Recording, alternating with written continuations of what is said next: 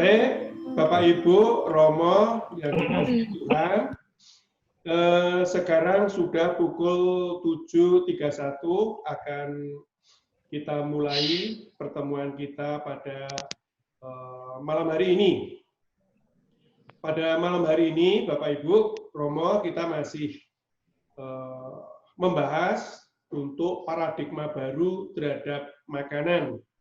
Dan yang kita bahas saat ini adalah pertemuan ketiga dengan judulnya adalah bijaksana mengolah dan mengelola makanan. Jadi bijaksana di dalam mengolah, bijaksana di dalam mengelola makanan. Ini tema pokok yang akan kita bahas untuk malam hari ini. Nah, baik Bapak Ibu, saudara terkasih di dalam Tuhan, juga Romo, mari kami antarkan di dalam doa.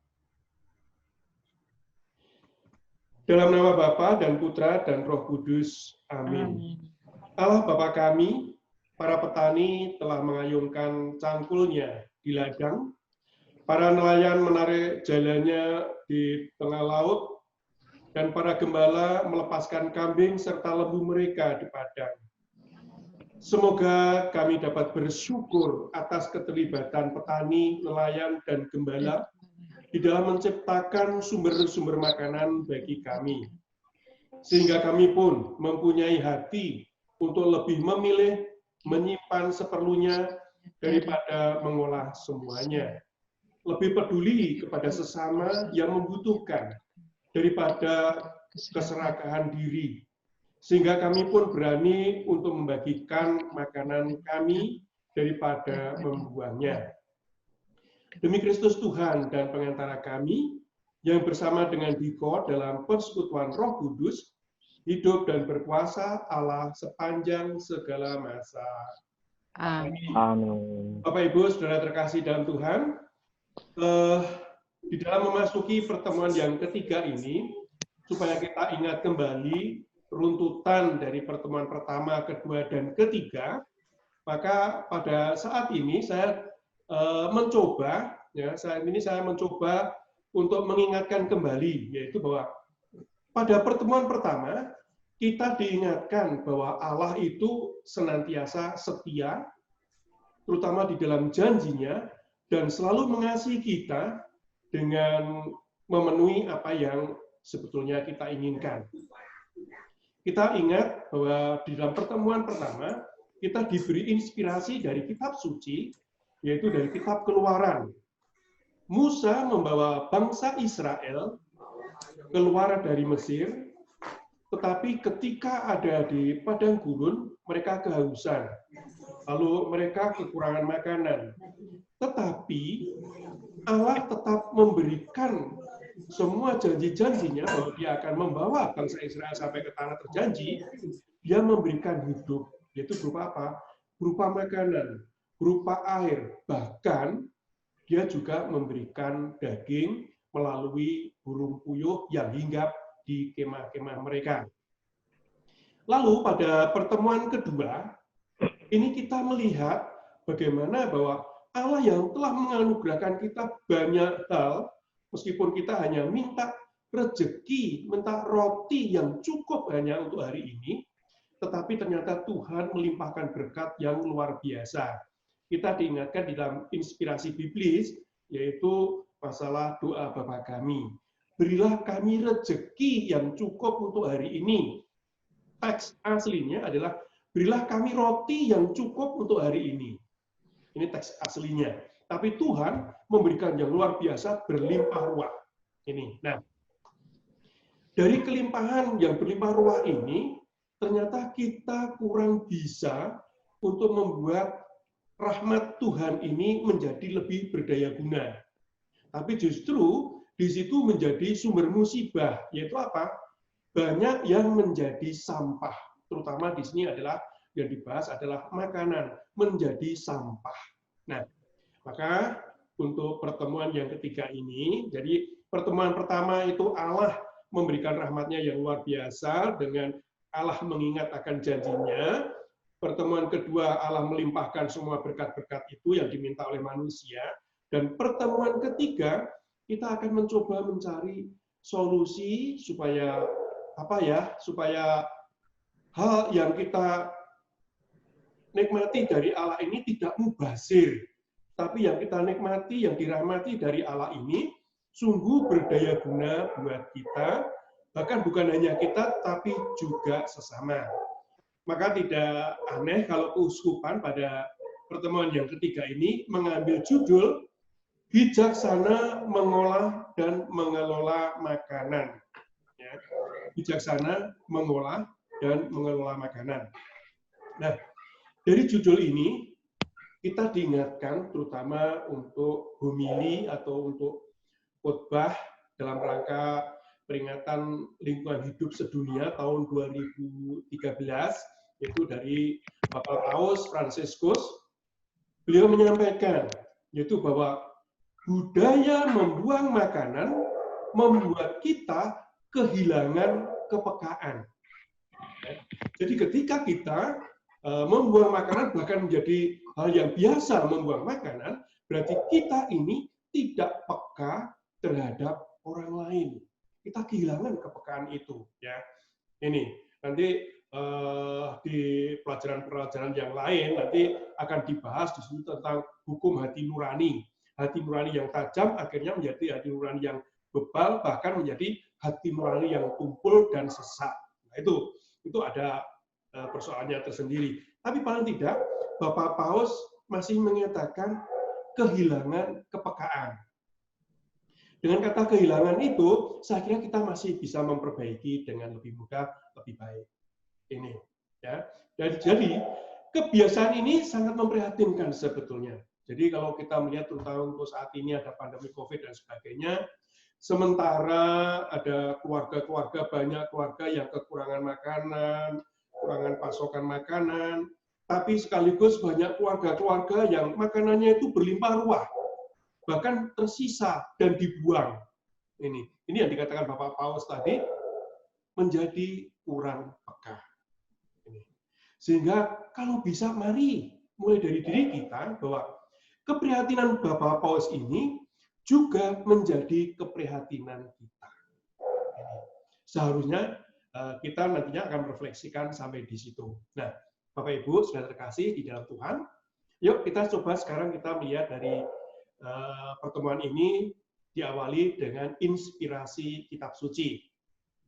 Mudah-mudahan Bapak Ibu sudah membaca tentang inspirasi ini dari Kejadian bab 41 ayat 46 sampai 57. Isinya secara ringkas itu adalah kebijakan Yusuf sebagai penguasa di Mesir. Jadi Yusuf adalah menjadi penguasa di Mesir terutama di bidang logistik, di bidang gudang ya ini ya. Ini jadi kabulok, kepala bulognya lah gitu loh. Seperti begitu kalau untuk zaman kita ini. Tapi sebelum membahas tentang bab dan ayat itu, saya ingin maju ke belakang dulu, bukan maju tapi ke belakang dulu, yaitu pada bab 41 ayat 17 sampai 21.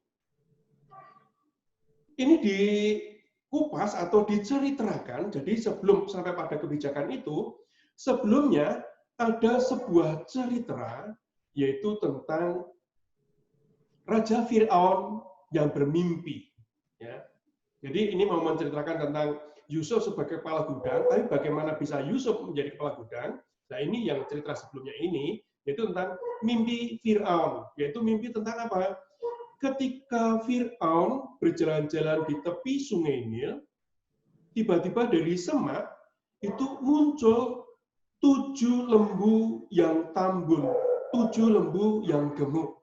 Ya lembunya ya udahlah, mungkin kayak perut saya ini yang sudah mulai gemuk, pipi yang mulai cabi-cabi, ya gitulah. Jadi gemuk gitu. Tapi di satu sisi itu muncul lembu juga, sejumlah 7 juga, tapi yang kurus. Nah, di dalam mimpi itu Raja Firaun melihat bahwa sapi yang kurus itu memakan sapi yang gemuk atau memakan lembu yang gemuk. Ini. Nah, dari cerita itu, Raja Fir'aun ketika bangun, dia mencoba bertanya kepada para nujum yang ada di situ, dan ternyata mereka tidak bisa menceritakan Jadi apa makna dari mimpi itu? Ya, apa makna dari mimpi dari Fir'aun itu?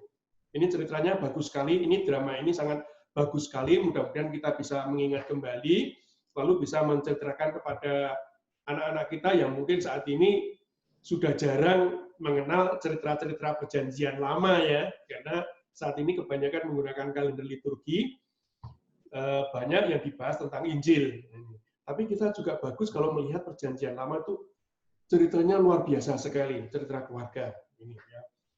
Itu cerita dari Kejadian bab 41 ayat 17 sampai 21. Dengan ketidaktahuan para nujum, akhirnya Firaun mengutus untuk meminta Yusuf bisa menceritakan itu. Saat itu Yusuf ada di penjara, dia sedang di penjara karena sesuatu hal bahwa dia diisukan ada kasus dengan istri dari tuannya saat itu ketika dia masih dengan saudagar itu. Ini. Nah, ketika di penjara ada penyedia roti buat kerajaan dan minum buat kerajaan. Mereka dua-duanya di penjara. Lalu Yusuf menceritakan tentang mimpi itu, lalu kemudian salah satu memang benar dihukum mati, salah satu memang masih hidup digunakan oleh raja. Dengan keterkenalan di dalam penjara itu, akhirnya terdengar oleh Fir'aun, lalu Fir'aun memanggil Yusuf ini. Lalu Yusuf menceritakan tentang apa yang dimaksud dengan 7 lembu yang gemuk, 7 lembu yang kurus. Bahwa Mesir di dalam 7 tahun mendatang akan mengalami kelimpahan rahmat Tuhan. Akan terjadi panen raya. Mesir akan terjadi panen raya yang luar biasa sekali. Ini. Tetapi kemudian setelah 7 tahun panen raya, Mesir dan sekitarnya, bahkan dunia, akan mengalami paceklik yang luar biasa selama 7 tahun juga. Jadi, lembu yang gemuk menunjukkan Mesir itu adalah panen raya, dan sapi yang kurus menunjukkan kekeringan, kelaparan. Ini. Nah, dengan Yusuf bisa menceritakan itu, akhirnya Fir'aun mengangkat Yusuf sebagai kabuluknya, kepala bidang logistiknya. Lalu ketika Yusuf sebagai kepala gudangnya, ada 2 hal yang dilakukan oleh Yusuf. Kebijaksanaan Yusuf, yaitu apa? Selama 7 tahun, Yusuf membuka gudang, semua dibuka, bukan hanya di kota, tapi seluruh pelosok di Mesir, gudang semua dibuka. Hasil panen kebanyakan dimasukkan ke gudang. Hanya dimakan secukupnya, yang lainnya dimasukkan ke gudang. Dan benar, 7 tahun semuanya dimasukkan. Dan terjadi 7 tahun kemudian, kelaparan yang luar biasa. Bukan hanya di Mesir, tapi semua. Akhirnya Yusuf membuka gudang untuk membagikan itu. Membagikan simpanan makanan itu. Bukan seperti kita, katanya COVID, lalu beli sebanyak-banyaknya di supermarket, numpuk makanan, bukan untuk orang lain, tapi apa? Untuk diri sendiri, takut kelaparan, gitu loh. Ya. Takut kelaparan buat orang lain mungkin baik juga, tapi takut kelaparan hanya untuk diri sendiri, akhirnya busuk terbuang. Nah, ini. Yusuf tidak, tapi Yusuf membuka gudangnya kembali dan menyalurkan makanan itu kepada orang Mesir yang kelaparan, bahkan di luar Mesir. Bahkan bapak dan saudara-saudara Yusuf yang dulu telah membuang Yusuf, ya, bahkan sampai dijual, akhirnya juga datang ke Mesir, yang menjadi awal mula bangsa terpilih ini menjadi budak di Mesir. Mereka expand mencari makan di Mesir. Ini yang pertama, kebijakan Yusuf. Yaitu apa? Menampung, lalu kemudian mengeluarkan. Itu. Bagian yang kedua, kebijaksanaan dari Yusuf ini, bahwa supaya nanti bisa mengenang peristiwa ini merupakan peristiwa yang luar biasa, Allah yang bekerja, Allah yang memberikan peringatan sekaligus Allah yang memberi rahmat, anak-anaknya sendiri menjadi adegan di dalam drama itu. Apa maksudnya? Yusuf mempunyai 2 anak. Ya, Yusuf mempunyai 2 anak. Namanya Manasye dan Efraim. Ya, Manasye dan Efraim. Manasye dan Efraim ini adalah anak Yusuf yang dimana dia menikah dengan Asnat. Asnat itu anak dari Pontifera. Pontifera adalah seorang imam yang ada di Heliopolis, itu di daerah Mesir itu sendiri. Jadi termasuk pejabat kerajaan yang bekerja di bidang imam. Dan Asnat ini bukan semata-mata yang memberikan adalah ayah mertuanya, yaitu Pontifera, tetapi justru dari Fir'aun sendiri yang meminta supaya Asnat bisa diberikan kepada Yusuf sebagai hadiahnya. Ini, ya, ini. Nah, drama tentang anaknya tadi yang namanya Manasye itu untuk mengingatkan, ya, untuk mengingatkan yaitu bahwa Allah telah membuat aku lupa sama sekali kepada kesukaranku dan kepada rumah Bapakku. Kemarin Romo juga mengatakan bahwa cerita itu sebetulnya juga merupakan suatu ya kejengkelan juga oleh Yusuf, itu ya, bentuk-bentuk kejengkelan, bukan hanya mungkin kepada saudara-saudaranya, mungkin juga kejengkelan kepada Allah. Ini sabda kenabian ya. Nanti kalau kita melihat atau membaca di kisah-kisah kenabian, terutama nabi-nabi besar, Yesaya, Yesaya, dan sebagainya, kita akan melihat anak-anaknya pun juga menjadi lambang yang seperti ini. Ya.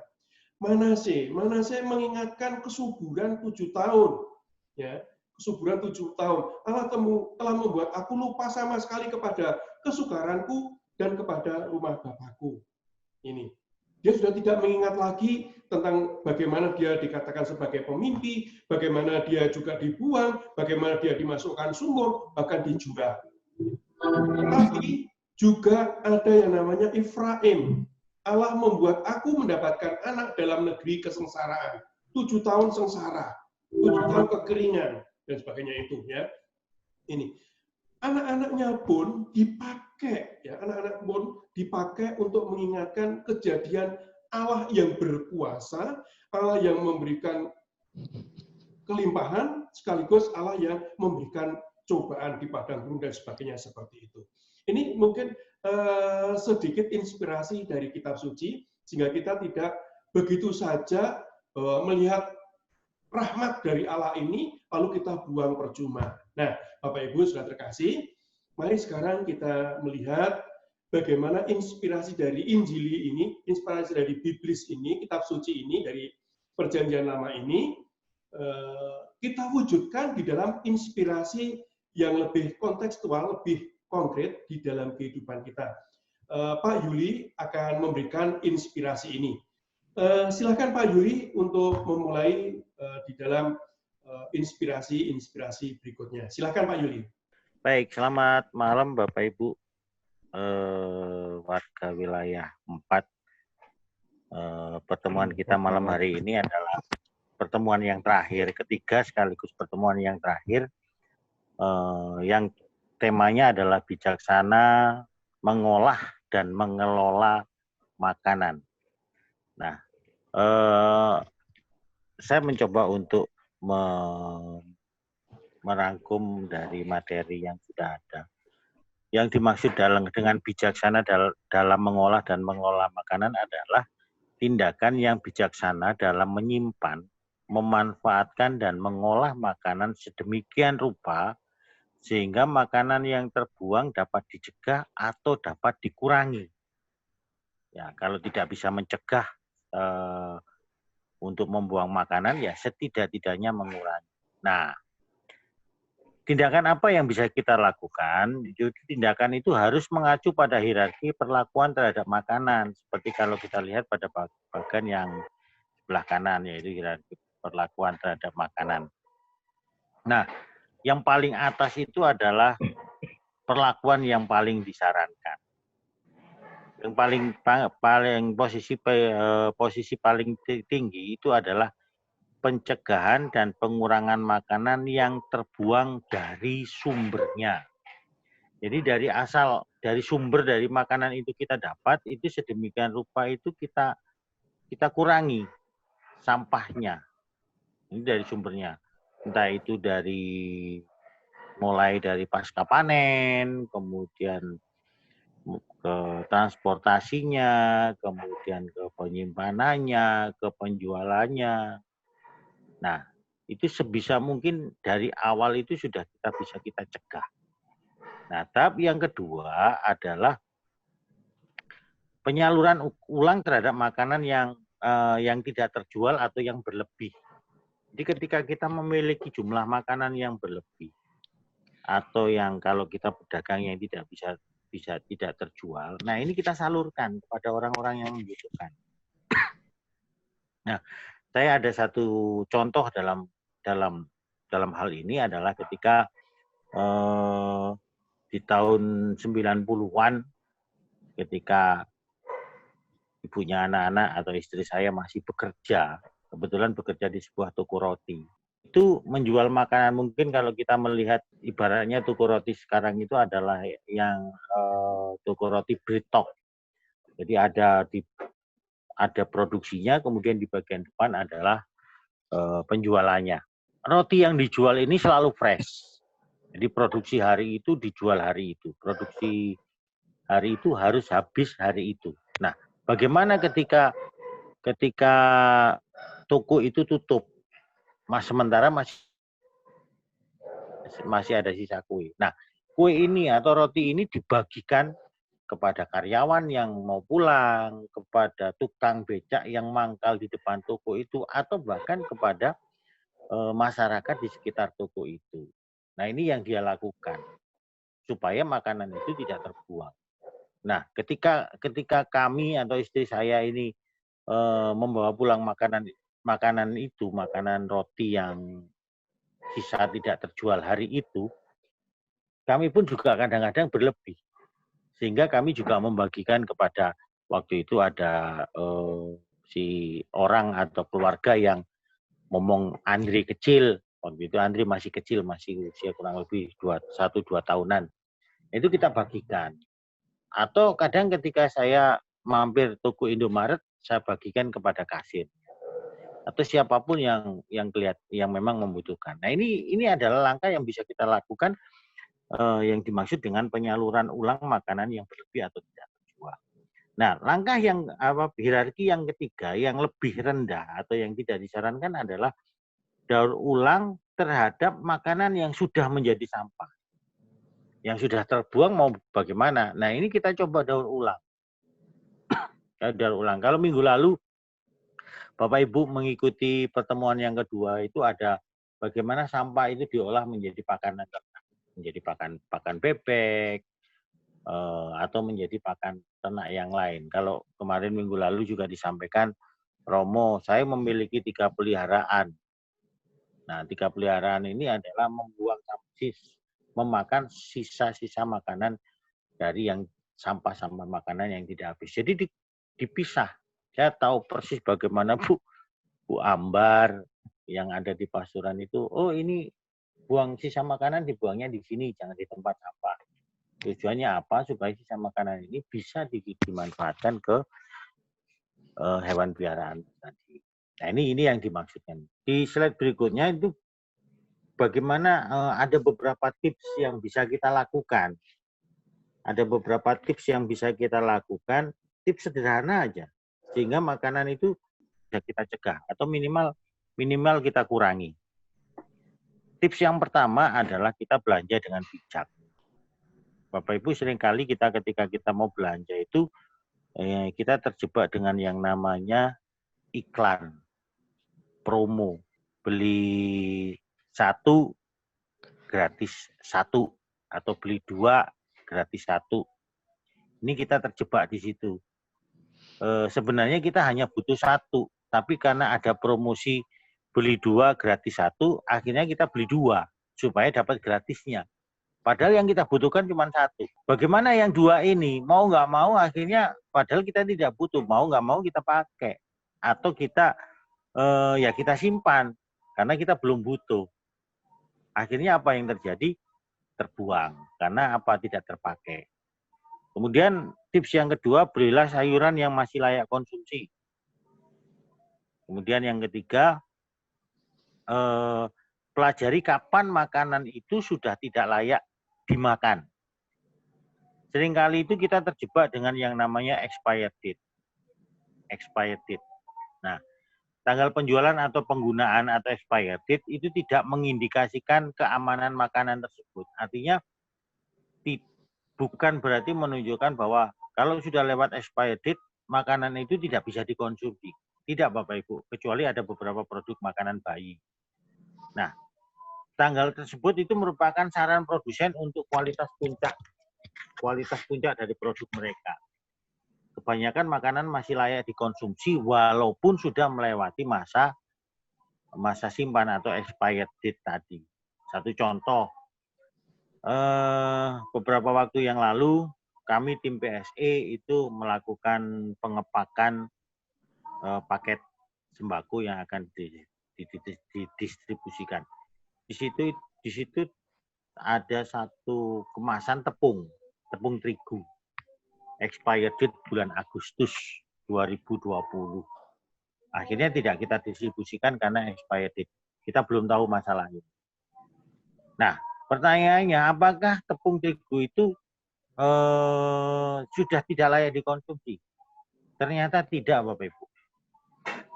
Tepung terigu itu pun kami coba untuk digunakan. Misalkan, waktu itu kami mencoba untuk digunakan sebagai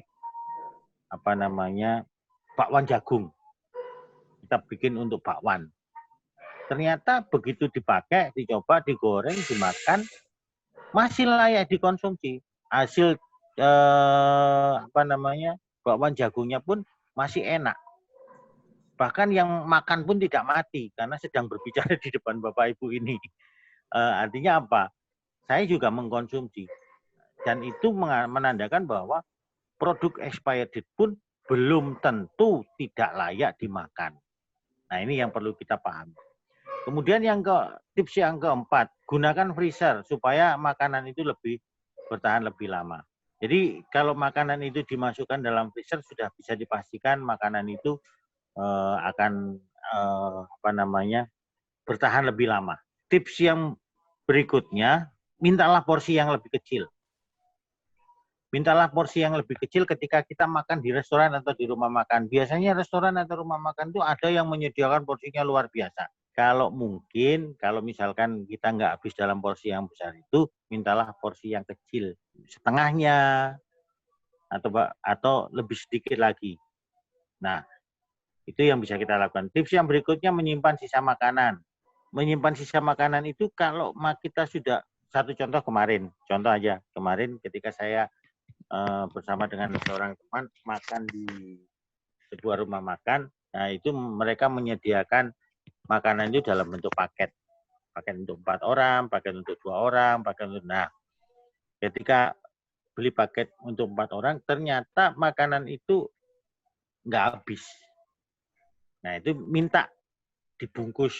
Nah, ini ada beberapa lingkungan di wilayah 4 ini, kalau pertemuan di lingkungan seringkali menyediakan kantong plastik. Jadi makanan itu dibungkus untuk dibawa pulang. Ya, seperti itulah. Kemudian tips yang berikutnya, ambillah makanan dalam porsi secukupnya. Ini yang dimaksud adalah kalau kita ke kondangan, biasanya ada beberapa orang itu yang mencoba ada beberapa orang itu yang memanfaatkan aji mumpung, ya, mumpung kondangan, mumpung makanannya enak, mumpung gratis, mengambil berlebih sehingga akhirnya jadilah sampah atau tidak habis.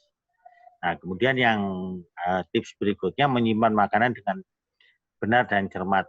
Tidak semua makanan itu bisa disimpan dalam kulkas. Contoh, ada beberapa buah-buahan yang tidak bisa disimpan dalam kulkas. Nah, mungkin Bapak Ibu bisa memiliki tips-tips yang lain untuk mencegah atau mengurangi sampah makanan. Itu adalah mengelola makanan.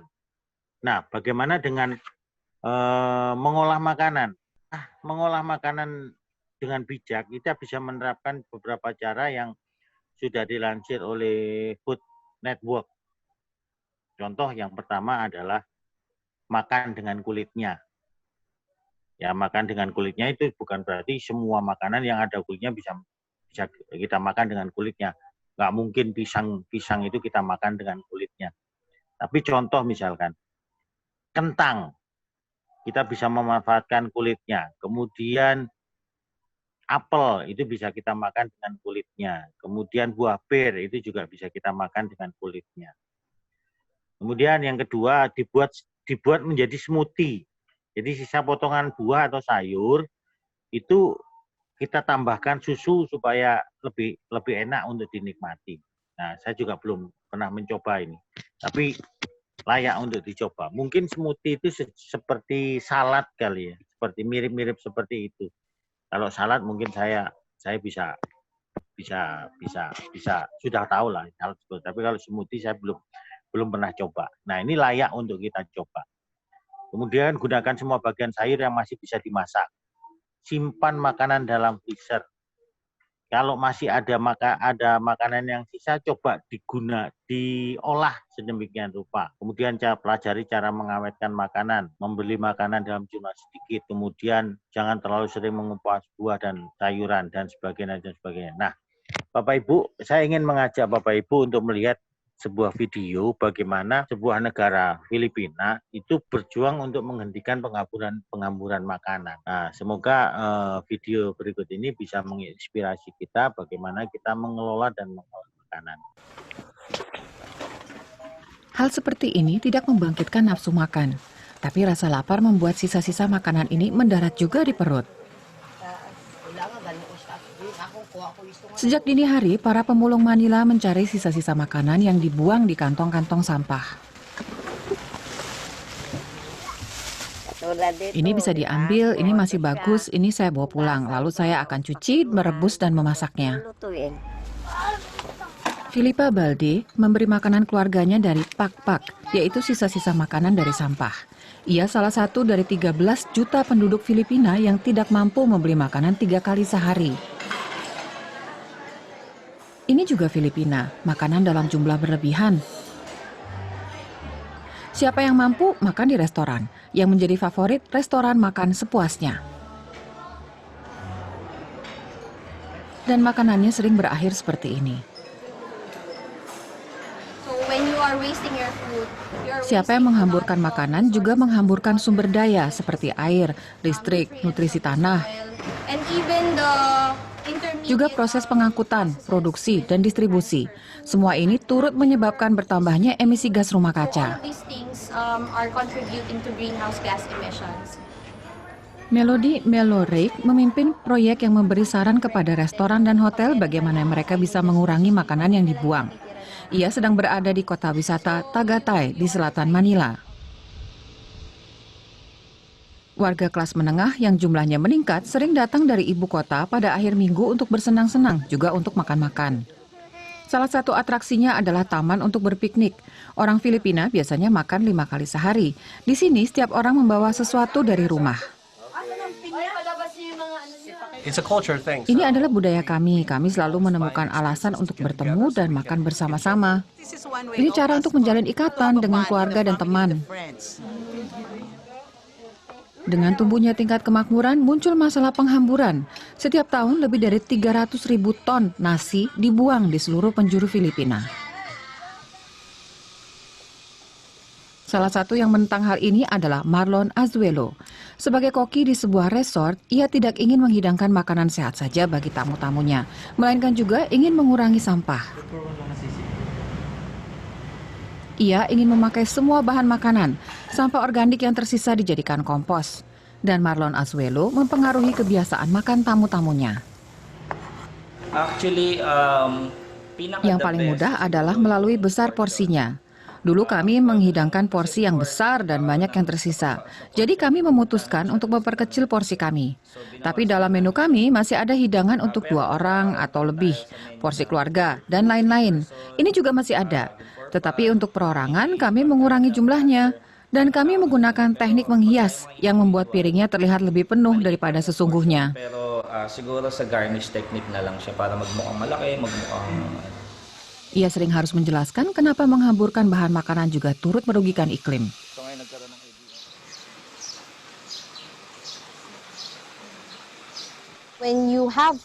Sisa makanan yang dibuang dan membusuk memproduksi lebih banyak gas rumah kaca yang kuat, yaitu gas metana, yang 20 kali lebih kuat menahan panas di atmosfer kita dibandingkan karbon dioksida. Manajemen hotel juga ingin mengajarkan tentang nilai-nilai bahan makanan kepada tamu-tamu dari kota, dengan tur yang dipadu di kebun-kebun sayurannya sendiri. Dan dengan kursus memasak. Marlon Azuelo menunjukkan kepada para peserta bagaimana mereka di rumah bisa memasak sehingga lebih sedikit yang akhirnya dibuang. Tipsnya, mengolah jantung pisang yang jarang dikenal orang. Membuat keripik dari kulit kentang. Dan membuat kaldu dari kulit bawang bombay. Sekarang saya merasa seharusnya dari dulu saya menggunakan semua bagian dari bahan makanan ketika memasak. Mulai sekarang saya ingin lebih bertanggung jawab ketika memasak untuk mengolah makanan. Saya sama sekali tidak tahu ini mempunyai dampak terhadap lingkungan. Kursus ini memberikan pencerahan bagi saya. Sang koki tahu bahwa kursus memasak di hotel-hotel mewah hanya bisa menjangkau sedikit orang. Tidak lama lagi, penghamburan makanan tidak hanya harus dikurangi secara sukarela. Sebuah undang-undang baru akan mewajibkan rumah makan dan supermarket di Filipina untuk menyumbang semua sisa makanan yang masih bisa dimakan. Namun sampai hal ini diberlakukan, sampah-sampah tersebut masih akan dibuang di tempat-tempat seperti di Patayas di Manila. Sampah orang kaya menjadi landasan hidup orang miskin. Filipa Balde membawa pulang pak-paknya. Sejak suaminya meninggal 2 tahun lalu, wanita 67 tahun ini menjadi tulang punggung keluarganya. Sejak itu, ia bekerja sebagai pemulung sampah.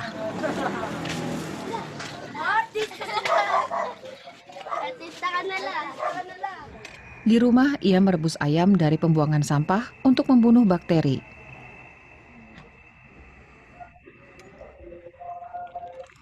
Dengan bawang dan bumbu lainnya, ini akan menjadi makan malam untuk anak-anak dan cucu-cucunya.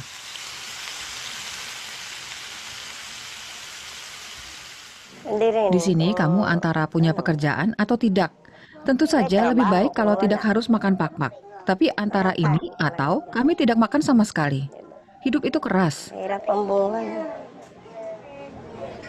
Walaupun mereka hidup dari sampah orang kaya, jika di masa depan lebih banyak yang disumbangkan daripada dihambur-hamburkan, hidup Filipa Balde bisa menjadi lebih mudah. Karena orang tidak akan terbiasa dengan bau sampah, ujarnya.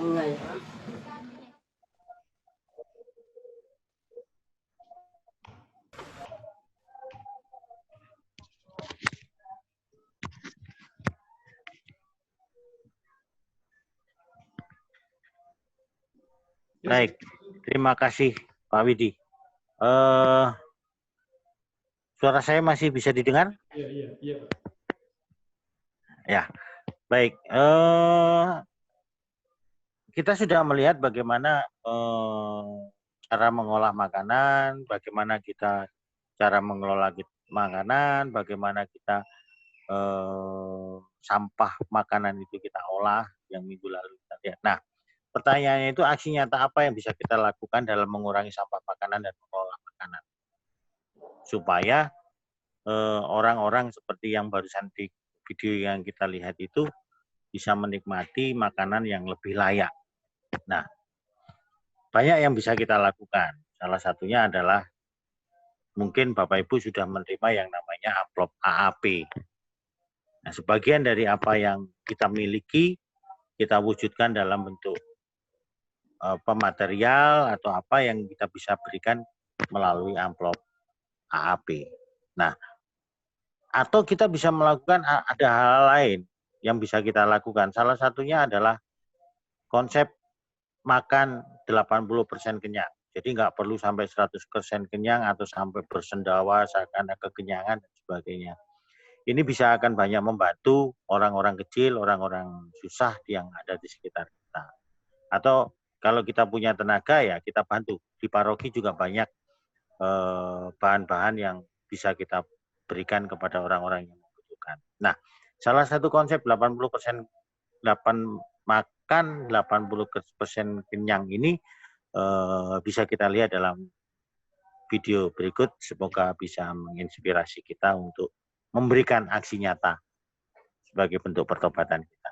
Silakan Pak Widi.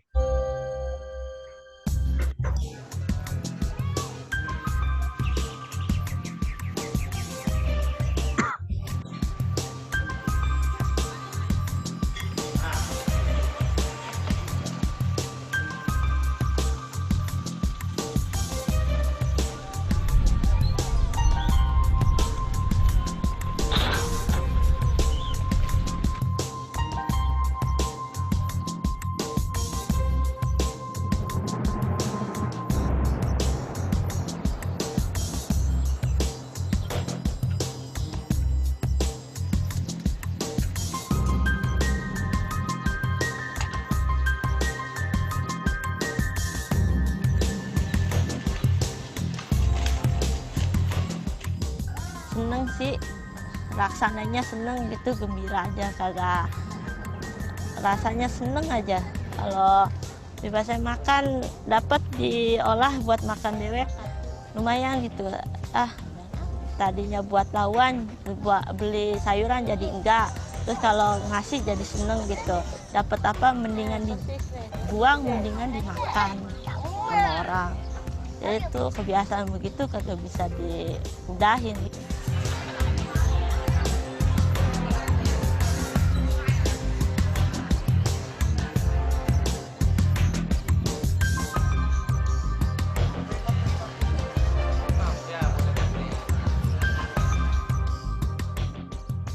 Maka Master Cheng Yen mengimbau bahwa kita tidak perlu sesungguhnya makan sampai 100% kenyang.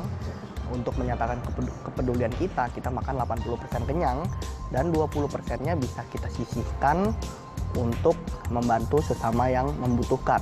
Nah, konsepnya adalah kalau misalnya satu keluarga, misalnya 4 orang, berarti satu orang itu menyisihkan 20%, berarti akan ada lagi 80%.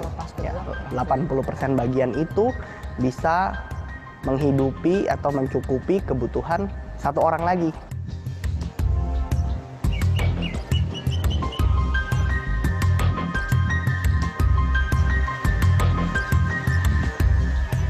Ya, berkonsumsi atau membeli sesuatu sah-sah saja. Yang tidak baik kan pada saat kita berlebih-lebihan dan kemudian kita jadi harus membuang-buang sesuatu atau menjadi sesuatu yang mubazir.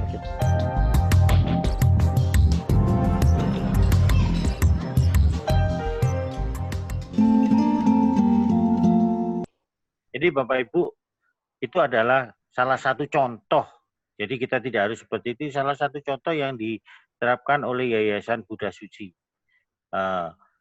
Itu adalah makan kenyang 80%, sisanya kita bagikan kepada orang lain. Ini salah satu bentuk kepedulian kita. Nah, kita bisa melakukan aksi-aksi nyata yang mungkin bisa lebih baik dari itu. Nah, salah satunya ya, karena Bapak Ibu sudah menerima amplop AHP, ya sudahlah. Amplopnya diisi, dikembalikan ke sekretariat paroki atau melalui ketua lingkungan. Itu yang bisa saya sampaikan malam hari ini. Nah, kesimpulan dan bagian akhir, tugasnya Romo Paroki untuk memberikan pencerahan buat kita. Monggo silahkan Romo. Baik, Pak Yuli, terima kasih untuk inspirasinya pada malam hari ini. Sebelum Romo memberikan inspirasinya, sebetulnya ada 3 pertanyaan yang nanti menjadi bahan refleksi buat kita di dalam masa Advent ini, sehingga nanti Natal bukan hanya berlalu begitu saja, tetapi memberikan satu kontribusi buat kita bahwa Natal ini kami ikut dilahirkan kembali. Seperti itu. 3 pertanyaan ini yang mungkin nanti juga bisa untuk Romo menjadi bahan untuk kesimpulan-kesimpulan baik pertemuan pertama sampai ketiga ya. Pertama pertanyaannya, setelah kita melihat inspirasi baik dari kitab suci maupun dari tayangan-tayangan video ini, apakah kita hanya berhenti kepada sekedar mengatakan, waduh inspirasinya bagus? Apa hanya berhenti sampai di situ? Lalu pertanyaan yang kedua, apakah kita juga kadang-kadang di dalam hati mengatakan, aku sendiri saat ini kan sedang sibuk, udah itu biar orang lain aja lah yang bisa mengerjakannya. Atau yang ketiga, justru mulai dari diri kita, melalui dari keluarga kita mencoba bersama, mungkin dari gereja kecil yaitu keluarga, untuk mulai mengolah dan mengelola makanan. 3 pertanyaan ini aja, semoga nanti bisa menjadi sumber inspirasi yang hidup di dalam keluarga kita. Nah, untuk berikutnya kami persilahkan Romo untuk memberikan kesimpulan, bukan hanya kesimpulan hari ini, tapi juga secara menyeluruh dari kesimpulan pertama, kedua, dan ketiga malam hari ini. Yang persilakan Romo. Baik, terima kasih Pak Widi, Pak Yuli. Beberapa hal saya catat di sini. Pertama, dari khotbah Bapak Paus dalam memperingati Hari Lingkungan Hidup Sedunia tahun 2013, bahwa Bapak Paus mengatakan di sana, membuang makanan membuat kita kehilangan kepekaan. Ini yang barangkali menjadi catatan penting untuk kita, dan saya mengajak untuk mari kita tertarik pada hal ini sebagai sebuah bentuk pertobatan nyata.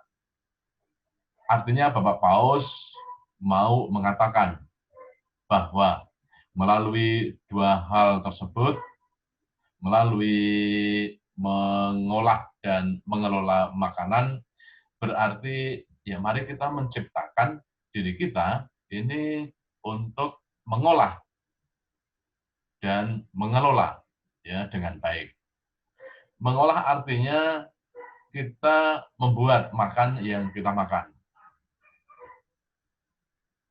Supaya kita tidak kehilangan kepekaan kita terhadap orang lain, ya, dan terutama juga terhadap makanan, maka mari kita mengolah secukupnya.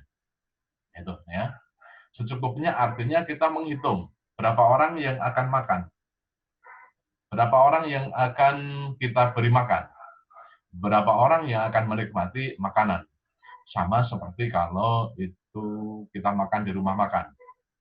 Nah, itu kan biasanya ditanya berapa orang ya, yang akan bergabung di dalam makan itu, karena itu akan menentukan bukan soal harganya, ya, porsinya, tetapi menentukan di situ yang akan diolah itu adalah mencukupi untuk orang yang makan. Nah, mari kita mulai dari keluarga kita. Nah, ini sekaligus menjawab pertanyaan ya, Mas Widi tadi, bahwa kalau kita sebagai keluarga kita mengolah secukupnya, nah ini berarti kita peka terhadap makanan yang akan kita makan, kita peka juga terhadap orang lain. Nah ini, kepekaan kepada orang lain, ini seringkali kita tunjukkan juga di dalam kita doa sebelum makan. Bahwa kita juga ingat akan orang lain yang tidak bisa makan. Di video-video tadi tampak terlihat, misalnya yang paling dekat dengan kita adalah orang-orang masyarakat di Bantar Gebang, tempat pembuangan akhir sampah di KI. Nah itu di sana banyak orang yang makan hanya mengandalkan dari sampah. Ya, bahkan tadi dikatakan senang ya, dan itu menjadi keseharian mereka kalau ada sampah-sampah makanan yang masih layak untuk dimakan. Atau juga di Filipina tadi, itu kan seorang ibu yang menghidupi keluarganya hanya dari merebus sampah makanan untuk menghilangkan bakterinya, dan itu dijadikan makanan untuk menghidupi anggota keluarganya. Itu ya. Jadi kepekaan berarti ya kita mengolah secukupnya. Itu. Kepekaan menurut Bapak Paus juga berarti kita mengelola. Mengelola itu bukan berarti ya salah satunya memang menyimpan ya. Bukan berarti bahwa kita menyimpan sebanyak-banyaknya. Tetapi mari kita ya belanja secukupnya. Ya memang benar yang dikatakan Pak Yuli bahwa seringkali kita itu termakan oleh iklan. Ya, beli 2 gratis 1. Ya, akhirnya kita beli 3 toh. Ya, sementara yang mau kita makan hanya 1. Nah, ini kan Jadi mumpung ada diskon, mumpung ada iklan yang menggiurkan tadi. Sebenarnya kita harus mulai untuk berpikir mengelola berarti ya kita ya memiliki cara pandang, memiliki paradigma baru terhadap makanan yang kita simpan, terhadap bahan makanan yang kita tumpuk itu supaya ya tidak terbuang sia-sia di kemudian hari. Ya, belum kita menikmatinya, belum kita memakannya, tetapi itu sudah kadaluarsa misalnya. Hanya karena kita termakan oleh iklan tadi. Ini. Maka kepekaan ya di sini berarti juga kita mengelola. Mari kita menyimpan sebaik-baiknya, mari kita menyimpan secukupnya, dan itu untuk ya berapa lama kita menyimpannya. Kalau biasanya belanja bulanan, nah di situ berarti kita menyimpan stok untuk 1 bulan. Nah bulan berikutnya itu akan kita ganti. Ya, nah ini. Atau juga mengelola berarti kita sudah memprediksi makanan yang kita stok itu akan habis dalam 1 bulan. Karena bulan berikutnya kita akan menyimpan lagi, kita akan menstok lagi. Itulah arti dari mengelola ya, berdasarkan kepekaan sebagaimana Bapak Paus sampaikan di dalam khotbah Hari Lingkungan Hidup Sedunia tahun 2013 tadi. Kemudian dari kitab suci kita juga bisa menarik beberapa kesimpulan. Ya, ternyata Yusuf itu orang yang sangat peka. Nah, ini, ya. Dalam peristiwa kitab suci tadi, Yusuf orang yang benar-benar menunjukkan di situ, menggambarkan menjadi orang yang memiliki tata kelola yang sangat baik. Yusuf tidak hanya berpikir untuk hari ini, tidak hanya berpikir saat ini, tidak hanya berpikir diri sendiri ketika dia bahagia di dalam kota Mesir tadi, tetapi Yusuf mencoba untuk ingat akan orang lain. Yusuf juga mencoba ingat akan masa depan. Ya, dengan membuat lumbung-lumbung di kota-kota Mesir tadi, di sana ini kan sebenarnya mau menggambarkan bahwa Yusuf peka terhadap masa depan. Dan ternyata kepekaan itu menjadi kenyataan karena terjadi kelaparan. Maka ketika Yusuf di situ membuka gudang-gudangnya, membuka simpanan-simpanan makanan, maka akhirnya tidak terjadi kelaparan. Bahkan juga saudara-saudaranya ini kan datang ke Mesir untuk meminta makan dari Yusuf yang ya, notabene Yusuf sudah dijual oleh mereka. Ini ya. Maka nama ya, tadi Manasye dan Efraim tadi ini menjadi sebuah kenangan akan peristiwa tersebut. Nah, itu ya.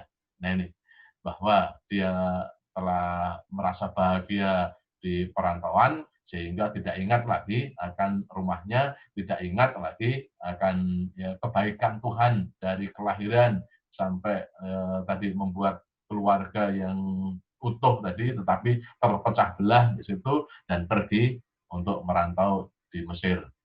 Aku telah lupa akan bapakku, ya, di situ. Nah ini kata Manasye dan juga Efraim di situ yang mau menggambarkan, menunjukkan bahwa ya, benar-benar ya seorang Yusuf, nah ini sungguh-sungguh ingat akan orang lain, ingat akan kebaikan Tuhan.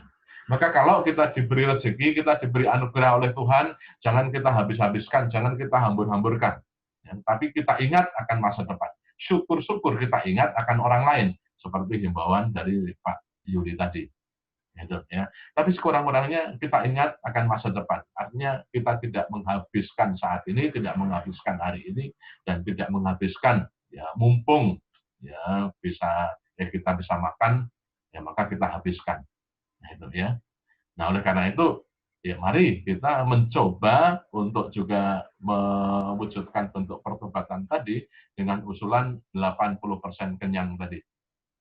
Apa ukuran kenyang sebenarnya? Ya, di situ. Ya, ukuran kenyang itu tidak ditentukan oleh tadi sendawa. Jadi kalau kita makan sebanyak-banyaknya, kalau belum sampai kita sendawa tadi, itu rasanya kita belum kenyang. Bukan. Tetapi ukurannya adalah dengan makan supaya kita tidak lapar. Itu ya. Jadi ya supaya kita tidak lapar. Ya, artinya kita tidak makan sebanyak-banyaknya, tapi kita menakar kemampuan. Di rumah makan pun, kalau kita jajan, kita makan di restoran, mari kita juga menciptakan budaya tersebut. Daripada terbuang sia-sia, akhirnya numpuk di tempat sampah. Nah ini ya mungkin baik. Mari kita makan, kita pesan yang secukupnya. Kita pesan sebagaimana kekuatan kemampuan dari diriku dan juga keluargaku yang ikut makan. Itu ya. Jadi kalau anak-anak kita misalnya ikut makan di situ belum menghabiskan satu porsi, ya nggak usah kita pesankan satu porsi. Karena toh nanti akhirnya hanya akan terbuang. Jadi, dan terbuang berarti akan menjadi sampah. Ingat, 13 juta ton sampah yang dihasilkan per tahun di Indonesia ini, dan 70%-nya adalah sampah sisa makanan. Pertemuan minggu yang lalu. Ya loh? Nah, itu. Nah, saya tertarik dengan usulan tadi, dan moga-moga ini juga menjadi akhirnya bentuk pertobatan bagi kita. Bahwa mari kita mulai untuk mencegah dan mengurangi dari sumber. Itu ya. Nah, sekarang makanan itu sumbernya dari mana? Itu. Kita masak makanan itu sumbernya dari mana? Bukankah sumbernya adalah dari keluarga kita sendiri? Maka mencegah dan mengurangi dari sumber berarti kita mulai dari diri kita sendiri. Kita mulai dari keluarga kita sendiri. Itu ya. Jadi dengan kita memasak secukupnya, dengan kita juga makan secukupnya, berarti kita sudah memulai untuk mengadakan pencegahan dan pengurangan tumpukan sampah makanan tadi dari sumbernya, yakni kita sendiri. Itu. Ya. Jangan kita berpandangan bahwa yang membuat sampah makanan numpuk itu kan sebenarnya orang lain, bukan saya. Keluarga lain, bukan keluarga saya. Nah itu. Akhirnya, ya barangkali kata Bapak Paus yang kita kurang peka atau kehilangan kepekaan tadi, karena kita lebih banyak itu menyerahkan pada orang lain. Sementara kita kalau peka terhadap diri sendiri, peka terhadap keluarga, ya mari sekarang kita bertanya.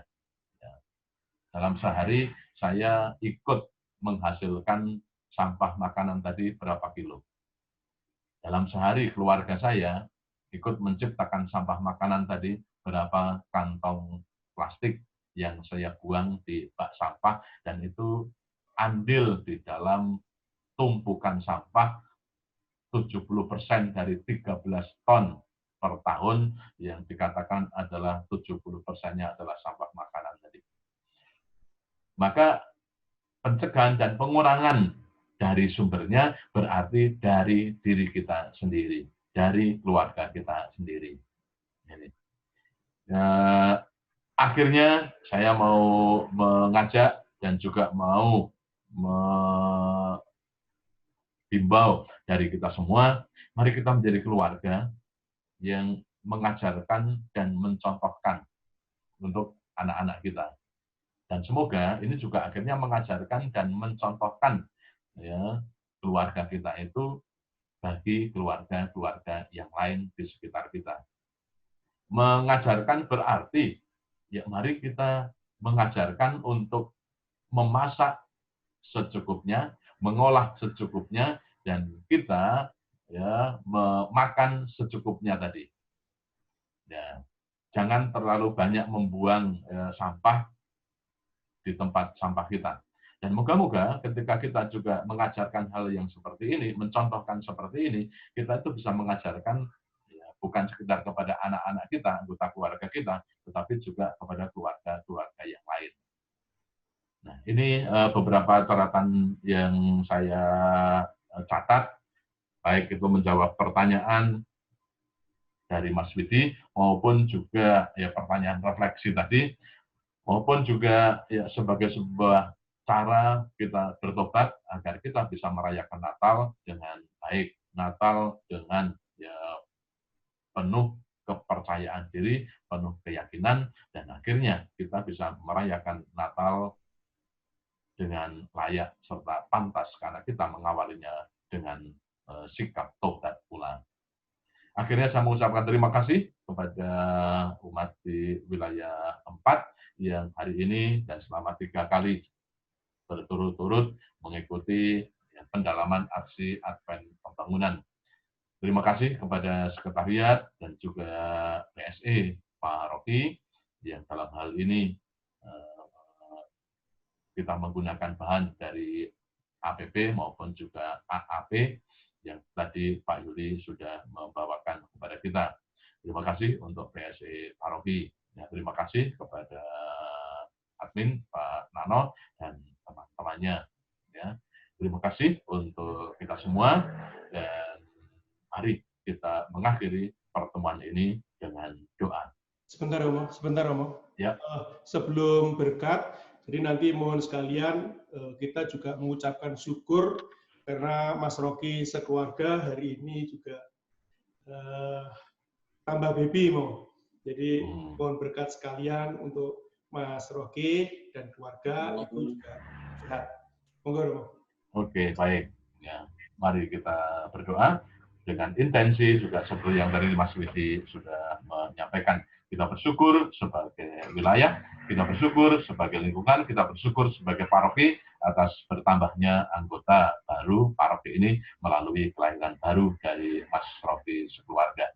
Dalam nama Bapa dan Putra dan Roh Kudus. Amin.